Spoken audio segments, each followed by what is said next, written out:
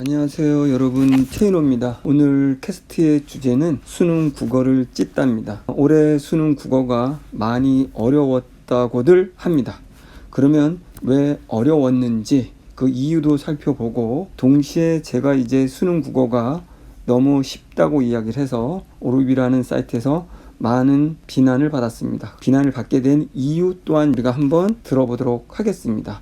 자, 첫 번째, 제가 수능 국어가 너무 쉬웠다라는 이 망언에 대해서 다시 한번 사과를 드립니다. 오르비에서 글도 올렸지만 시험장에서 그 긴장감과 공포, 낯선 지문에 대한 당혹감, 이런 것들을 고려하지 않은 채 무조건 쉬웠다고 말한 저의 공감력 부재에 대해서 다시 한번 진심으로 사과를 드립니다.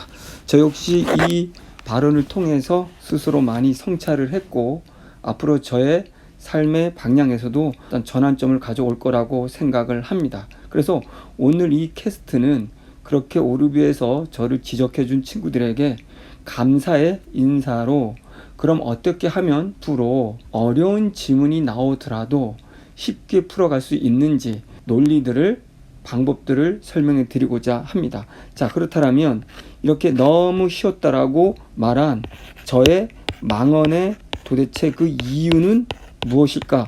라는 걸 한번 알아보도록 하겠습니다. 제 망언의 이유는 첫 번째, 잘난 거 없으면서 잘난 척 했던 자만감, 자만심이었다라고 생각을 하고요. 이런 자만심의 그 뿌리에는 바로 제가 논리로만 무조건 문제를 풀어가는 어떤 학습법이 바탕이 되어 있었습니다. 저는 그래서 이 논리라는 걸 모든 학생들이 익혔을 거라고 생각하고, 학생들이 그러면 풀 수 있었겠네 라는 착각 속에서 제가 그런 망언을 했던 것입니다. 여러분들 이 점을 양해해 주시고, 제가 25년 동안 강의하면서 이제 수능 국어의 본질이 뭔지 이야기를 할 것이고요. 그 본질에 따라 여러분들이 공부를 한다면 충분히 어려운 지문도 풀어갈 수 있을 거라고 봅니다.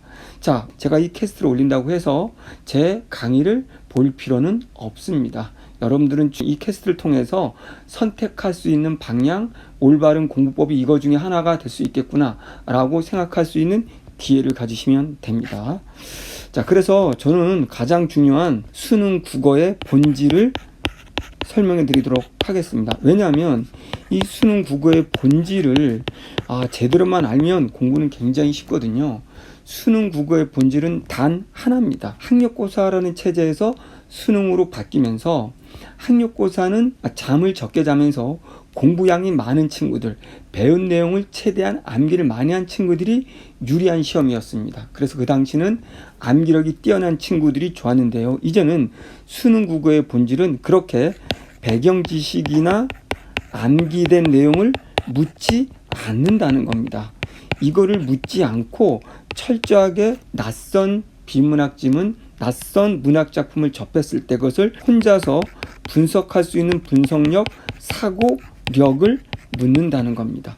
그럼 분석력과 사고력을 키워야지만 여러분들이 시험을 굉장히 잘 볼 수 있게 된다는 거죠. 그러면 이것이 본질이라는 것을 좀 더 구체적으로 얘기해 볼게요. 자, 우리 독서 영역을 볼게요. 자, 독서 영역에서 올해 해겔 지문이 나왔고, 변증법 다들 어렵다고 했죠. 그런 다음에 경제 지문 나왔습니다.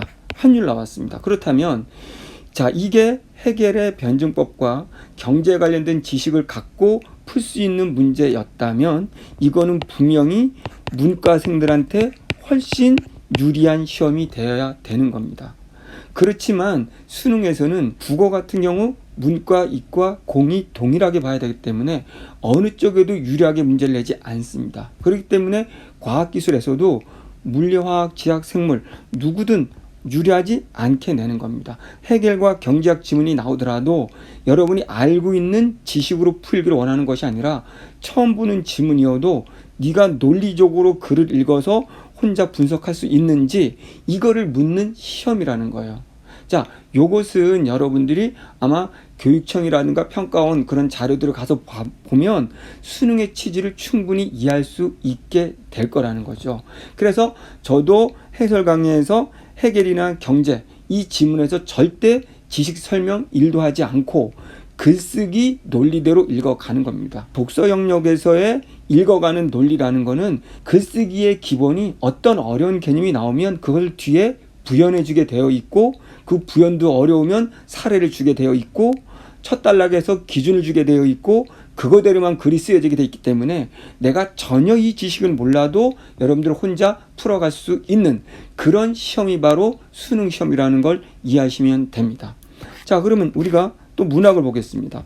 여러분, 문학 같은 경우는 제가 계속 EBS 분명히 그대로 출제가 되지 않고 EBS 뒤틀어서 낸다, 그러니까 변형한다, 그렇기 때문에 그대로 내용을 암기하게 되면 오히려 그게 문제가 된다. 왜냐하면 문학에서 EBS는 동일한 작품에서 보기에서 A를 줬다면 수능에서는 동일한 작품이 나와도 보기에서 B라는 조건을 주면서 선택지는 전부 다 B와 관련된 거로 바뀌어 있다는 거예요. 그렇기 때문에 문학 역시 작품이 EBS에서 나온다고 하더라도 동일한 내용을 내지 않는다는 겁니다. 이게 수능의 취지예요. 그럼에도 불구하고 비문학 내용을 일일이 뜻풀이를 받아 적고 문학을 뜻풀이를 일일이 받아 적기 때문에 여러분들이 스스로 사고할 수 있는 힘이 사라져 버린 것이죠. 그래서 6번째, 우리가 수능이 아무리 어렵게 나온다고 할지라도 이것을 스스로 극복할 수 있는 힘, 그 극복의 힘은 바로 국어는 80분 동안에 16페이지에 45문제를 혼자서 읽어내야 되는 힘이죠. 그게 바로 독서력이잖아요. 내용을 묻지 않기 때문에 16페이지를 혼자 읽을 수 있는 독서력, 쉽게 말하면 글 읽는 힘, 바로 글은 논리로 쓰여졌기 때문에 논리력을 키울 때 여러분의 실력이 올라가는 겁니다. 우리가 이제 공부하는 방식에 있어서 내가 무조건 단순히 선생님들 내용을 받아 적거나 하나하나 뜯어서 그것을 분석하기보다는 전체적인 글의 구조라든가 흐름을, 내가 어떤 내용이 나와도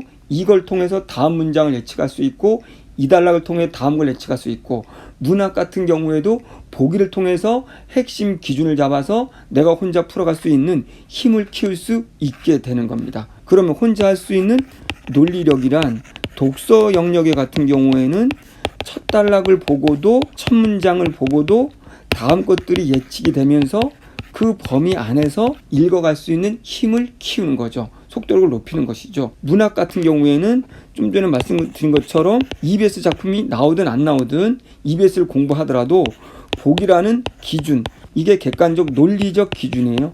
이 보기 기준을 통해서 내가 어떤 부분이든 빠르고 정확하게 객관적으로 해석할 수 있는 힘을 키우면 된다는 겁니다. 여러분들이 올해 시험이 조금 어렵게 느껴졌고 결과가 안 좋았다면 결국은 그 책임은 최인호를 비롯한 바로 선생님들한테 있다. 학교 선생님들 말고요, 인강을 하는 또는 학원에서 강의하는 선생님들의 전 책임이 있다라고 봅니다. 1차적으로 최인호같이 망언하는 이런 사람들에 있고, 저 같은 경우도 제 강의를 들은 친구들에게 분명히 어떤 질문이 나오든 스스로 읽어갈 수 있도록 완벽한 논리적인 힘을 키워주지 못한 것에 대해서 제가 책임감을 느끼게 됩니다. 그렇기 때문에 여러분들이 이제부터라도 내가 공부한 내용이 내가 알고 있는 작품이 나온다는 그런 생각은 버리고 어떤 게 나오든 혼자 80분 안에 읽어낼 수 있는 나는 힘을 키울 거야 라는 식으로 접근한다면 어떻게 시험이 나와도 반드시 성공할 수 있을 거라고 봅니다. 자, 마지막으로 여러분, 자, 돈 드는 건 아니니까 제 인강은 꼭 듣지 않더라도 저의 2020 해설 강의를 꼭 보시고 최인호가 왜 저런 망언을 했지? 라는 걸 한번 꼭 확인해 보시기 바랍니다. 앞으로 여러분들의 비판의 목소리에 귀를 기울일 것이고요. 최선을 다해서 여러분에게 좋은 결과를 얻을 수 있도록 저는 도움을 드릴 겁니다. 지금 저는 수능 6월, 9월 해설 강의를 빨리 올리고 있습니다. 이거는 다른 게 아니고 시험 치고 나서 어려운 문제들에 대해서 궁금한 여러분들에게 빨리빨리 제가 정보를 드리고 정답의 원리를 알려주고 자료도 그날그날 올립니다. 이 수능 해설 강의는 해설지가 전혀 없기 때문에 이런 해설 강의가 굉장히 중요하거든요. 그래서 저는 앞으로도 6월, 9월 수능들은 빠른 속도로 그날그날 해설을 해서 완벽하게 여러분에게 도움을 드리도록 하겠습니다. 2023년 다시 도전하는 친구들 100점 받을 수 있기를 기원하고, 올해 새롭게 올라오는 고3들도 수능 국어의 본질을 이해해서 반드시 100점 받으시길 바라고요. 마지막으로 부탁한 거는 제 해설 강의를 한번 꼭 봐주시면 여러분들 이걸 통해서 수능 국어의 본질을 좀 더 이해하기 쉽지 않나 라고 생각을 합니다. 감사합니다.